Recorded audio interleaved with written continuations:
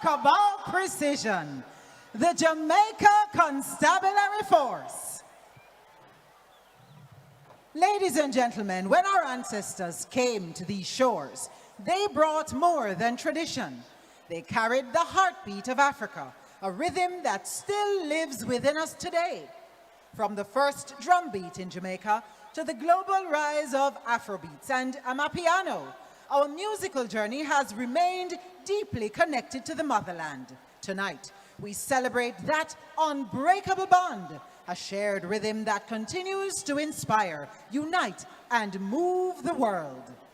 Jamaica's motto is out of many one people, and the largest ethnicity is of African descent.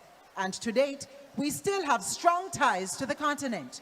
During this special week of Emancipation and Independence celebrations, we welcomed a delegation from the continent, specifically Ghana, and we salute that relationship with a piece called Ode to Africa.